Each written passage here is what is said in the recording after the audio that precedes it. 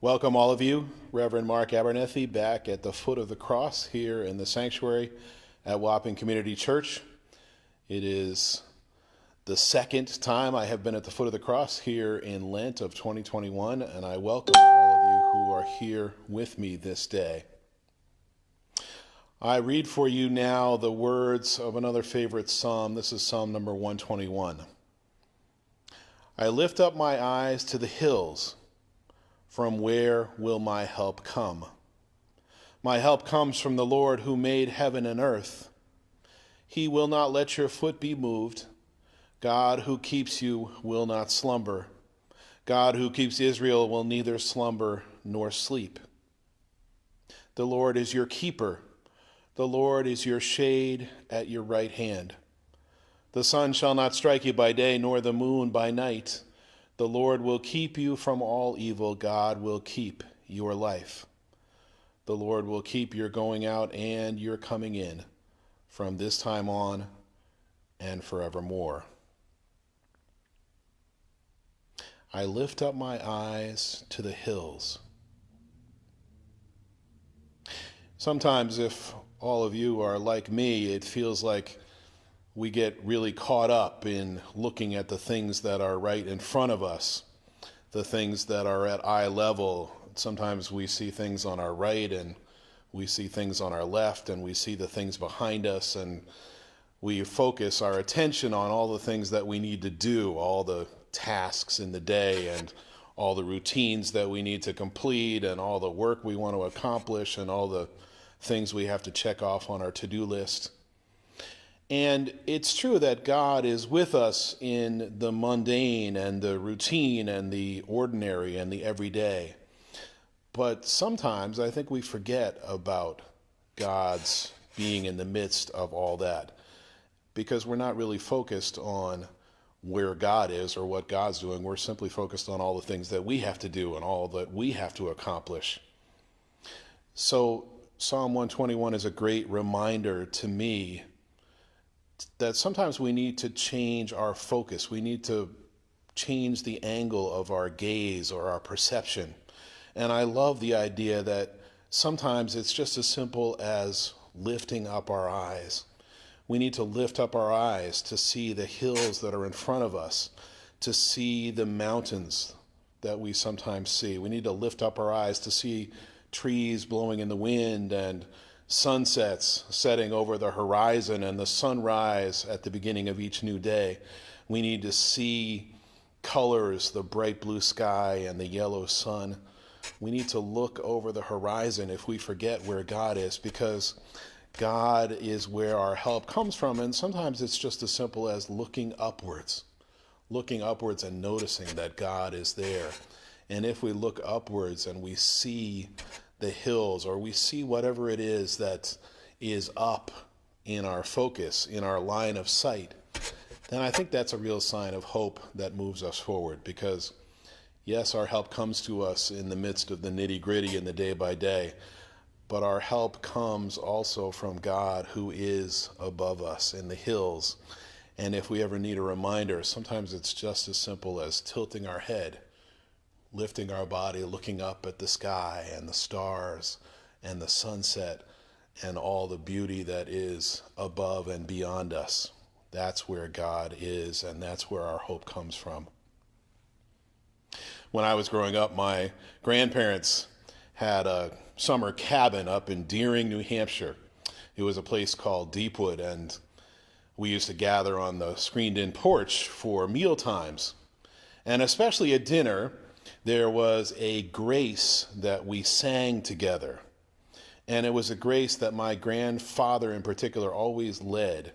And it was a singing grace. It was based on Psalm 121. And I think that you will recognize the psalm. I'm going to actually sing this song to you. It's going to be sort of like grace, I suppose. The language will be more akin to the King James Version of the Bible than it might be to the Bible version that you just heard or that you are accustomed to. But I think you'll be able to pick up Psalm 121 in the words that I sing. The grace was called unto the hills. And this is what it sounds like. Unto the hills around do I lift up my longing eyes. O whence for me shall my salvation come? From whence arise? From God the Lord doth come my certain aid.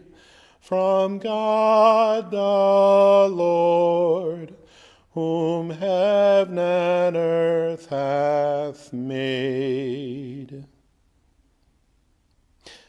That was our singing grace before every meal that we shared as a family around that table up in Deepwood, up in Deering, New Hampshire. It makes me think of my grandparents whenever I sing that song, whenever I read Psalm 121. And it's always sort of floating around in my heart and in my head as I think about the God who is there for us when we lift up our eyes unto the hills. So I commend that to you this day. And as you go through this Lenten season, lift up your eyes and take note of where our help comes from. Our help indeed comes from God, who made heaven and who made earth. I'm going to pray this day in my ongoing efforts to pray for particular groups of people and particular things going on in the world. I want to offer a prayer today for teachers among us. I have a wife who is a teacher, and I have a daughter and a future son-in-law who are teachers. I have a son who is a teacher and a youngest daughter who's studying to be a teacher. So in addition to people in my extended family who are teachers. So I have a special spot in my heart for teachers. And I know there are lots of teachers among us here at Wapping Community Church who are a part of this community. So my prayers today will be focused in some sense towards each one of them. So let us be in a spirit of prayer. Gracious God, we thank you for walking with us and accompanying us during this Lenten season. Keep us focused and faithful. Lift up our gaze from time to time, that we might see you, gracious God, and notice that you are where our help comes from. Keep us hopeful. Uplift us. Fill our hearts with a sense of your presence. May your Spirit move and stir within us, that we might be guided by that Spirit as we go through these Lenten days. Help us to listen well and help us to open our hearts full, that we might embrace you and embrace those whom we love, and embrace even those whom we encounter. Gracious God, speed the day when this pandemic will come to an end and we can regather here in this church building, right here in this sanctuary, to praise you and to lift up our eyes together to make note of where our help comes from. I offer to you, God, in particular this day, prayers for those who teach among us. In this time of pandemic, the stress and the workload has increased exponentially for teachers who have had to navigate what it's like to teach in classrooms that are sometimes filled with children and often remote. Teachers who have had to learn new technology on the fly. Teachers who are having to devote so much time outside of their normal work days trying to figure out how to teach effectively, how to teach virtually and electronically, how to reach students in a classroom who need to sit far apart. All of this while teachers are trying to grapple with the fact that their own well-being and their own health is at risk simply by walking into classrooms filled with other people, students, and administrators.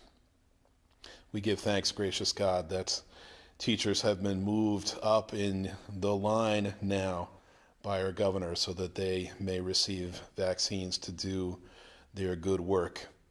Speed the day when those vaccines come, gracious God, for all who teach among us. And indeed, we look forward to the day when classrooms will return to normal and teachers and students can get back into the kind of routines they are used to, for there is no profession in this world that is greater than the profession of teaching in terms of building up the next generation of young people, offering the kind of confidence and learning that our young people need to thrive in the world in which we live. So, gracious God, a special prayer this day for teachers among us, for all who teach diligently and work tirelessly to perfect their craft as best they can, even in the midst of a pandemic. We are indeed so grateful. Amen. As I have said, if there are prayers that you choose to offer for people in your life or for situations going on in the world, feel free to message me as part of this Facebook Live thread. I will be continuing to lift up a different group or a different issue each day, so I trust that I will touch on any number of different groups of people and issues over this Lenten season. But it doesn't matter whether your prayer corresponds to the prayer that I'm choosing to lift up each day. Offer up your prayer requests and it will be included as part of my prayer as I go through these days. So God bless you, all of you, and I look forward to seeing you in the next installment of At the Foot of the Cross tomorrow.